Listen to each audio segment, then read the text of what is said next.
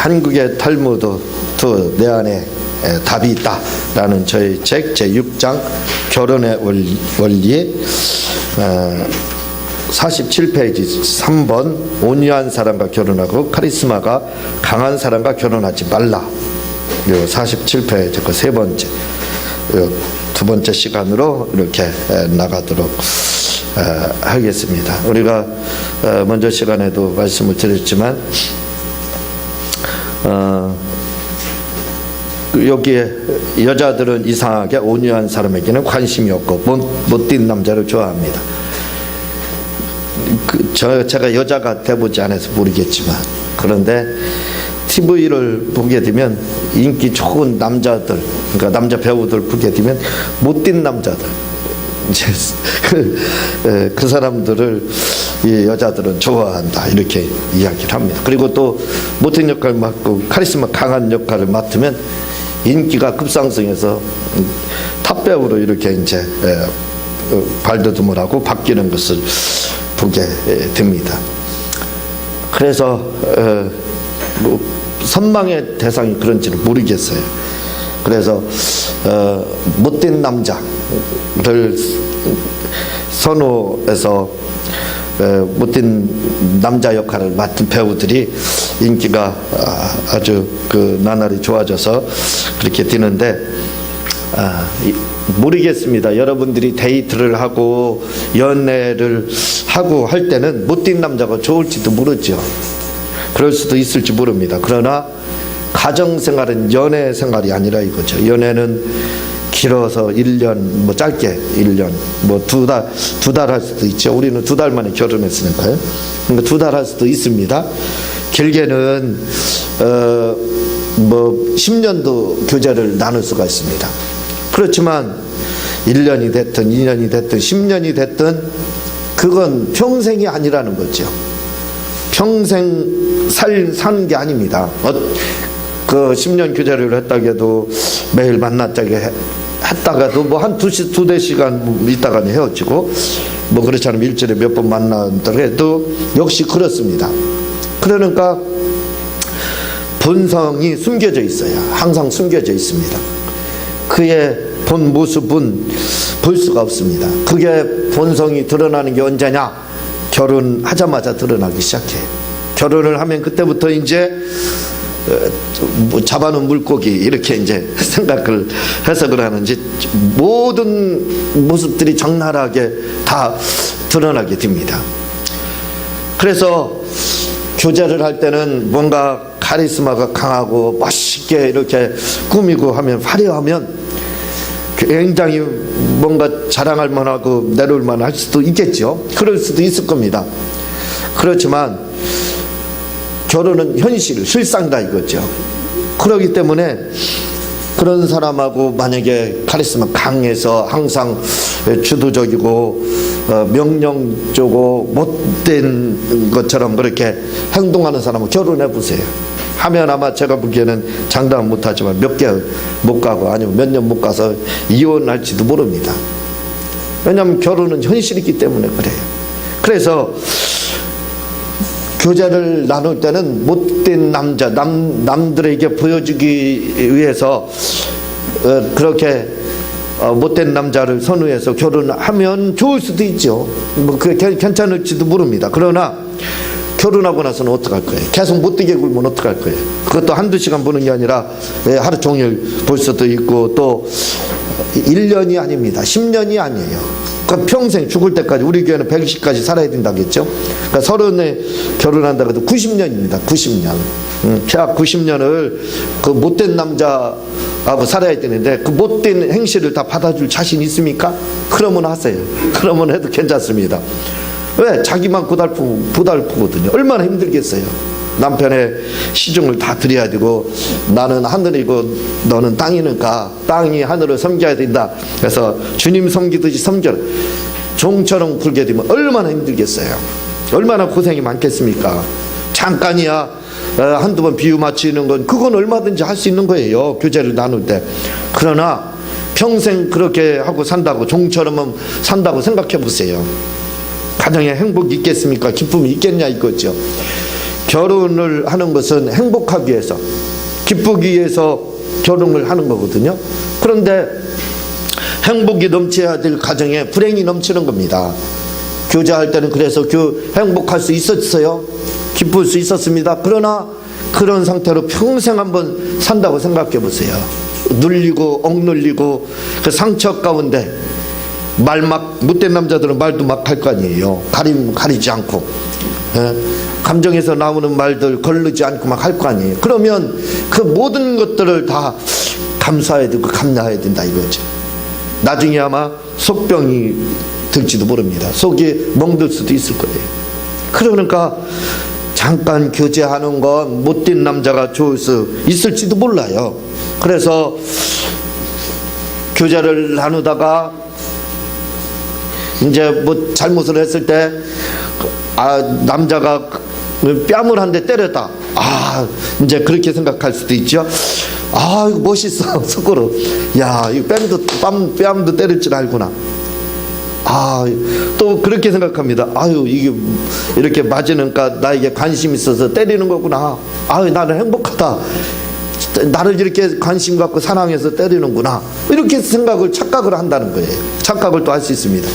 그런데 여러분, 먼저 시간에 말씀을 드렸지만 교제를 하는데 한 번이라도 여자 몸에 손을 그렇게 폭력을 행사한 사람들, 뺨을 때리든 어떻게 했든지 간에 한 사람들은 그걸 여러분들은 기억을 하고 있어야 됩니다.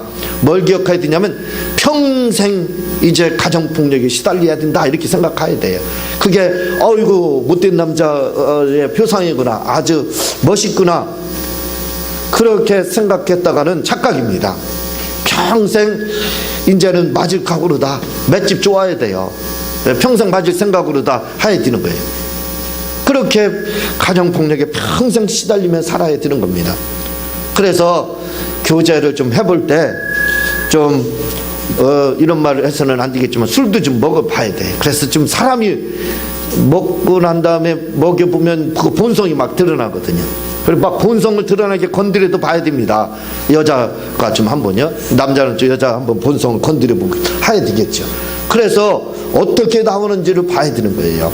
봐서 이 사람이 참 본성이 순간적으로 드러나거든요. 막 폭력을 행사한다든가 언어 폭력을 한다든가 뭐 또 다른 어떤 것을 하게 되면, 어떤 행동을 하게 되면 그건 꽝이다 하고 그만둬야 됩니다. 교제를 그만두고 결혼까지 가서는 안 돼요. 왜냐하면 만약에 본성이 폭력으로 다 드러난 걸 봤는데도 하게 된다, 그럼 평생 은매 기죽하고 살아야 돼요. 어깨 한번 피지 못하고 말 한마디 못합니다. 벙어리 3년 봉사 3년 귀머거리 3년 이렇게 이야기하지만 벙어리 3년 귀머거리 3년 눈봉사 3년이 아니라 평생 90년 동안 그렇게 살아야 돼. 얼마나 고달프겠느냐 이거예요. 여러분, 나이를 먹으면 사람들이 성격이 좋아지고 막 철들고 그럴 수도 있어요. 우리 기독교인들 중에서는 변화되면 그럴 수도 있습니다. 그러나 저는 사람이 긍정적으로 변한다는 것은 10%밖에 믿지 않아요. 예수 믿는다고 해도 나이 먹으면 먹을수록 대부분의 모든 사람들이 그렇습니다. 성격이 더 나빠진다 이렇게 봐야 돼요. 그러니까 젊었을 때 절제하고 했던 그 성격들이 그때도 나빴는데 결혼해봐요. 그리고 한 90년 120까지 살아야 되니까요. 그렇게 살아보라 이거죠. 그러면 그 본성이 어떻게 드러나겠느냐. 좋아지는 경우는 드뭅니다. 좋아져요. 예수님 믿고 말씀대로 막 살고 주님 사랑하면 틀림없이 좋아져요. 그러나 여러분은 그걸 알아야 돼. 모든 사람들이 다 그렇습니다. 누구 뭐 나는 빼놓고 그렇게 생각하면 안 돼요. 다 포함된다고 생각해야 돼. 나이가 먹으면 다 성격이 나빠집니다. 그걸 명심을 해야 돼요. 그걸 모르면 그러니까 지금 교제하는데 나를 사랑하나 안 하나 한번 확인해보자 해서 뺨 한 대 맞아, 오 사랑하는구나. 그래서 그걸로 확인했다가는 후에 결혼하고 나서 매일같이 뺨 맞습니다. 매일같이.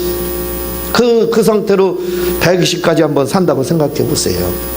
그게 과연 못된 남자가 나에게 행복을 갖다 주는 그런, 내가 선호할 만한 그런 꿈의 이상적인 남자인지는 한번 생각해 볼 필요가 있다 이거죠. 네. 제가 말씀을 드리지만 크리스천 가정이라고 할 수가 없습니다. 얼마나 이 부부 싸움이, 이건 칼로 물베기가 아니에요. 이 잔인합니다. 막 흉기를 가지고 이 말도 못, 그 안 믿는 사람들 중에서 그런 이해하죠. 그럴 수도 있다. 예수 모르니까. 믿는 가정 안에서도 서로 믿으면서도, 남편도 믿고 아내도 믿으면서도 가정폭력은 상상을 초월하는 일들이 우리가 그래서 저는 묻고 싶습니다. 도대체 크리스천 가정 안에서 무슨 일이 일어나느냐 하고 물어보고 싶을 정도입니다. 그 정도의 부부싸움들이 이루어진다는 것을 알아줘야 돼. 그러니까 한번 교제할 때 손 한번 댔다. 아유 멋있어, 못된 남자 표상 됐어 하고 결혼했어요. 그리고 나서 나이 먹으면 더 어떻게 된다고요? 더 행해지는 겁니다. 한 번이 두 번이 되고 두 번이 네 번이 되고 그렇게 되는 거예요. 기하급수적으로. 그 더 나빠진다고 모든 면에서 본다고 한번 생각해 보세요. 그럼 얼마나 힘들겠습니까? 얼마나 고생이 많겠느냐 이거예요. 그래서 못된 남자, 사귈 때는 못된 남자 그렇게 좋으면 한번 사귀어 보세요. 그러나 결혼할 때는 절대로 못된 남자하고는 해서는 안 돼요.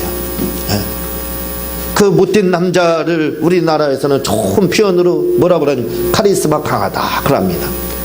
카리스마는 은사를 말하고 있어요. 근데 요즘에 와서는 카리스마가, 세상 사람들은 뭐라고 이야기하냐면, 이 카리스마가 성경의 은사잖아요. 헬라어로 은사를 카리스마라고 하잖아요. 그런데 요즘에는 세상 사람들이 카리스마, 이게 뭐냐면 개성이 뚜렷한 것, 한마디로 나쁘게 표현하면 성격이 모난 사람, 그걸 카리스마 강하다 그래요. 한번 여러분들 카리스마 강한 배우들 보세요. 주위에 사람들이 따릅니까? 무서워서 그 사람 나타나면 벌벌 떨잖아요. 그게 카리스마 강한 겁니다. 그 카리스마 강한 것이 바로 못된 남자예요. 카리스마 대단해. 저는 카리스마 대단하다는 소리를 평생 듣고 싶지 않아요. 왜냐하면 그 말을 바꿔서 말하면 아주 못된 놈이다 그런 뜻입니다. 성격이 모나고 자기만 알고 사람 무시하고 하는 아주 못된 사람, 이렇게 우리나라에서는 지금 그렇게 해석이 되고 있다는 걸 기억해야 돼요. 그래서 카리스마 강한 남자, 카리스마 강한 여자, 절대로 결혼을 해서는 저는 안 된다고 이렇게 도시락을 싸가지고 다니면서 반대하고 싶어요. 왜냐하면 말도 못하게 90년 동안 120까지 살아야 되니까 고생이 말도 못한다 이거죠. 그래서 절대로, 다시 한번 말씀드리지만, 카리스마, 교제할 때 뺨만 딱 때렸다. 카리스마 대단해. 그 카리스마가 평생 나를 죽인다 이겁니다. 평생 그 카리스마가 더 강해진다 이거죠. 그럼 얼마나 고생이 많겠나 이거예요. 그래 여러분 절대로 결혼을 할 때, 또 자녀들도 역시 똑같습니다. 카리스마 강한 사람은 선호해서는 안 돼. 그런 사람이 있으면 안 살아봤으니까 모르니까 뜯어 말려야 돼요. 그럼 누구랑 해야 되느냐? 바로 온유한 사람하고 해야 돼요. 온유한 사람. 하나님은 사람을 쓸 때 그냥 쓰는 게 아닙니다. 하나님이 내가 뭔가 똑똑하고 잘나고 굉장하다 해가지고, 회사에서는 그런 사람, 회사는 돈 벌어다 주는, 자기 회사 돈 벌어다 주는 사람을 선호하죠. 돈 잘 벌게 해주는 사람, 그런 사람 해줄 수 있습니다. 그렇게 그런 사람 채용할 수 있게 돼요. 그런데 결혼은 그렇지 않다 이거죠. 결혼은 그렇지 않습니다. 온유한 사람이 아니면 고생을 할 수밖에 없습니다. 그래서 카리스마 강한 사람보다는 온유한 사람을 선택해야 돼요. 성격이 모난 사람은 절대로 쓰지 않아요.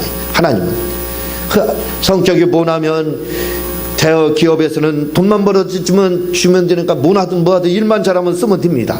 그러나 하나님은 모난 사람을 쓰지 않아요. 원만한 사람, 둥글둥글한 사람, 다시 말하면 성경식으로 표현하면 온유한 사람, 이렇게 찔러도 그냥 웃고 저렇게 찔러도 다 받아들이고 화날 줄 모르고 남 이해를 해주고 긍휼히 여기고 불쌍히 여길 줄 아는 그런 사람을 하나님 쓰셔요. 그런 사람이 될 때까지 수많은 연단이 옵니다. 하나님은 아무거나 쓰는 게. 그래서 모세를 가리켜서 뭐라고 그래서, 모세 여러분 온유한 사람입니까? 한번 생각해 보세요. 혈기왕성해서 사람까지도 죽고 매장했던 사람이 그 모세 아닙니까?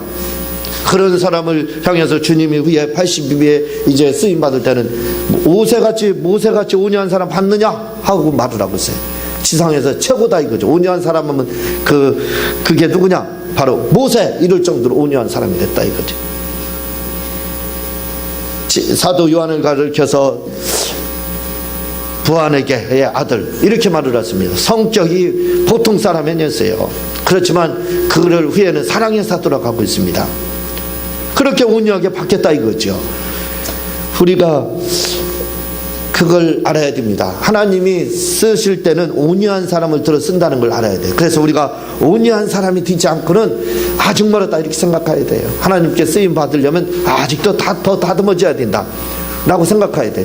그래서 온유한 사람이라는 것은 화낼지도 모르고 궁리력이고 그거에서 끝나는 게 아니에요. 내가 억울한 일을 당한다고 해도 복수하지 않고 오히려 보언이득하는 사람. 다시 말하면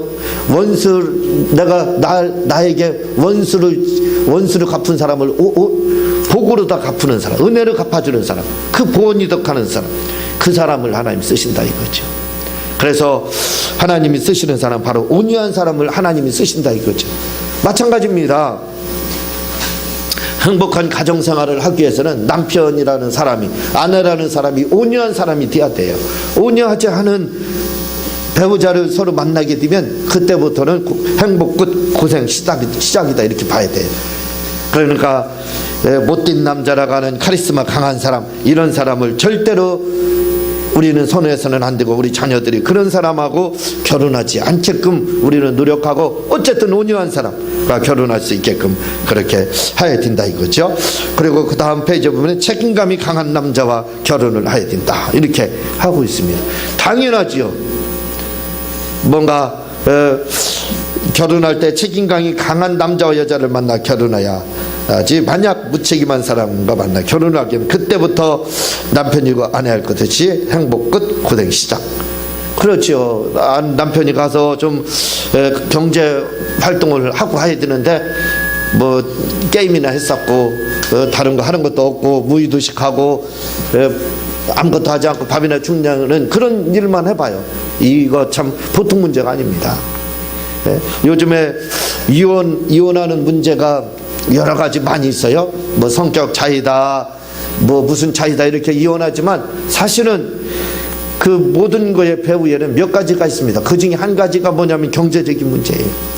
경제적인 문제가 얼마나 이혼을 하는 데 있어서 문제가 되는지 몰라요. 그 목록에 첫 번째 내지 두 번째 아마 들어갈 겁니다. 그러니까 경제적인 문제에 부딪히게 되면, 제가 주일날도 말씀드렸지만 목회자도 경제적인 문제에 부딪히면 얼마나 힘들은지 몰라요. 기도도 안 됩니다. 성도들도 역시 똑같다 이거죠. 가정에서 똑같아요. 행복의 기본 조건이 어디에 오느냐면 경제 활동에 경제가 그 바탕이 돼야 됩니다. 물질이 바탕이 돼야 이 다툼이 없어지고 여유가 있어요. 그래서요 여러분, 다툼이 어느 가정에 더 많은 줄 아세요? 우리가 생각하기에는 잘 사는 사람들은 돈 때문에 날마다 싸우겠다 하고 생각하죠. 그리고 없는 사람들은 없으니까 서로 아껴주고 이해한다 이렇게 생각하죠. 천만의 말씀입니다. 오히려 돈이 많은 사람들은요 성격이 좋습니다. 온유하고 여유가 있어요. 잘 다투지도 않습니다. 그렇지만 가정의 이혼도 이런 것도 잘 되지 않습니다. 그러나 가정의 경제가 어렵게 되면요 매일같이 다툰다고 보면 돼요. 매일같이 문제가 대두한다고 보면 되는 겁니다. 그래서 이 물질이라는 것이 절대적이지는 않아요. 그러나 행복하기 위한 조건 중에 하나의 필수 덕목에는 들어간다 이렇게 생각을 해야 돼요. 그런데 그 남자고 아내고 여자고 간에 전혀 책임감이 없습니다. 아무 책임감이 없는 사람하고 결혼해봐요. 자녀를 낳았는데도 팽개치고 아내가 돌아다니긴 하고 돌보지도 않고 남편은 아무것도 하지 않아요. 그러면 행복한 가정이 될 수 없다 이거죠. 다섯 번째는 지혜 있는 사람과 결혼해야 된다. 그렇죠. 지혜 가장 중요합니다. 지금은 가진 거 없다 할지라도 지혜 있는 사람, 지혜를 가지고 있는 사람은요 시간이 문제입니다. 정복하는 것은 시간 문제예요. 왜냐하면 지금 잠깐은 사업이나 뭐 실패할 수 있어요. 뭐든지 잘 안 될 수 있습니다. 여러분 인생이라는 게 보통 분들은 60이지 60 정년은 퇴직을 하죠. 60 전후에서. 그런데 우리는 120까지 살아야 돼요. 반도 못 사는 겁니다. 반도 못 사는 거예요. 그러니까 20년 성공했다고 해봤자 아무것도 아닙니다. 우리는 120년까지 성공을 해야 돼요. 그러기 위해서는 뭐가 필요해야 되느냐? 바로 지혜가 있어야 돼요. 지혜 있는 사람은 대기만성이 되는 겁니다. 뒤로 갈수록 잘 되게 돼 있어요. 틀림없습니다. 시간 문제라니까요. 조금 시작은 늦을 수 있고 출발도 늦을 수 있고 그럴 수 있지만 후에 시간이 지나면 그 사람은 누구도 쫓아오지 못해요. 처음에는 말할 수 없이 뒤집니다. 그래서 손가락 아이고 저거 봐라 이렇게 이제 그렇게 할 수 있죠. 그러나 이 사람은 지혜 있는 사람들은 틀립니다. 시작은 그렇게 떨어진다 할지라도 저 뒤 한 1km 떨어진다고 해도 지혜 있는 사람은요 30년, 20년, 30년, 40년, 50년, 60년, 90년 이렇게 가게 되면 아무도 못 쫓아옵니다. 아무도 쫓아올 사람이 없어요. 그 사람을 능가할 사람이 없습니다. 그래서 지금 당장 보기에는 부족하고 연약하다 할지라도 중요한 건 그게 아닙니다. 지혜 있는 사람을 여러분들이 우리의 자녀들이 택할 수 있게끔 그렇게 해야 돼요. 그러면 시간 문제입니다. 경제적인 문제, 모든 문제, 시간 문제, 행복한 가정을 일궈 나갈 수 있게 된다 이거죠. 그래서 반드시 지혜 있는 사람하고 결혼해야 된다라고 말씀을 드리고 있고, 6번째, 남편과 아내는 말을 터야 된다. 이게 먼저 한번 말씀을 드렸지만 굉장히 중요합니다. 우리는 남준여비 사상이 강해서 여자는 땅, 남자는 하늘, 그 의식이 너무나도 강합니다. 그래서 남자들은 남편들은 반말을 하고 야 너 뭐 이렇게 합니다. 여자들은 마치 종과 같이 예 알았어요. 잿더리가 알았습니다. 담배가 알았습니다. 종입니까 강아지입니까? 아니잖아요 우리가요. 그러니까 이렇게 되지 않기 위해서는 우리 부부간의 관계가 친구 관계가 돼야 됩니다. 부부는 대등 소유하다 이렇게 대등한 관계입니다. 나이가 많든 적든 그거랑 관계없어요. 아주 동등한 관계다 이렇게 여러분들이 생각을 해야 돼요. 그러니까 아이고 나이 차이가 많이 나는데 아유 나 많이 차이 나는데 12살 뭐 이렇게 차이 난다. 남편이 12살 많고 아내가 그렇게 적다 할지라도 결혼하면 친구예요. 뭐 나이는 숫자에 지나지 않는 겁니다. 그때부터는 남편이 반말하면 같이 반말하는 거예요. 남편이 존댓말하면 같이 존댓말하는 겁니다. 아니 그리고 세상에 어떻게 아내한테 남자들이, 나는 그게 참 못 맞았던 거예요. 같은 남자이지만요 막 야 너 이렇게 부르는 것이 왜 그러는지 모르겠어요. 아니 아내 그건 바로 잘못된 생각 가운데 있기 때문에 그러는 거예요. 대등한 관계, 친구 관계, 동등한 관계라고 생각하지 않는 거예요. 아내로 생각하지 않는 겁니다. 나이 차이 많이 나니까 내가 뭐 함부로 대해도 저거 뭐 나이 있으니까 동생이니까 꼼짝 못하게 그런 마음으로 하는 거예요. 그건 잘못된 의식입니다. 행복한 가정을 가질 수, 그러면요 나이 차이 많이 나더라도 여러분도 야 너 그러면 여러분도 야 너 그렇게 하세요. 그러면 그때부터 아마 조심해서 그렇게 안 나올 겁니다. 왜냐하면 남편과 아내는 결혼을 하게 되면 나이는 숫자예요. 동등한 입장이에요. 성경 그걸 말을 하고 있습니다. 동등해요. 그래서 동등하게 뭐든지 우리가 해야 돼요. 남편이 반말을 하면 반말해야 돼요. 동등하니까 친구인데 친구한테 존댓말하는 사람이 있어요? 없잖아요. 그리고 남편이 존댓말하면 어떻게 돼? 같이 존댓말 해주는 거예요. 그게 바로 대등소유에 드는 겁니다. 그렇게 해야 행복한 가정이 될 수가 있어요. 근데 우리나라는 잘못됐습니다. 이건 크게 이조 시대 중반부터 이런 일이 일어났다니까요. 원래는 우리 옛날 사국들도 보면은 다 여자들도 그 전선에 나가고 막 그렇게 했습니다. 그렇지만 그 조선 중기 이후로 봐서는 그런 일들이 없거든요. 왜냐하면 남준여비 사상이 그때부터 생기기 시작한 거예요. 그전에는 그렇지 않습니다. 대동소유였어요. 아내는 아내 할 일 다 하고 남편은 남편 똑같은 입장, 친구의 입장이었다 이거죠.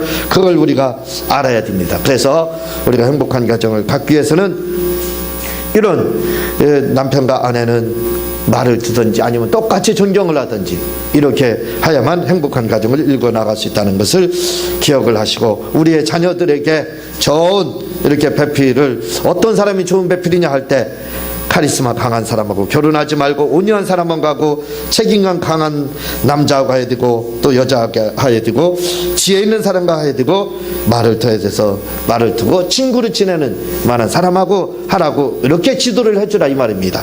그래서 우리의 가정과 우리의 자녀들이 행복한 가정을 일구어 나갈 수 있게끔 하시기를 주님의 이름으로 부탁을 드립니다. 제가 기도하고 주님 가르친 기도를 마치겠습니다. 하나님 아버지 감사합니다. 우리가 결혼의 원리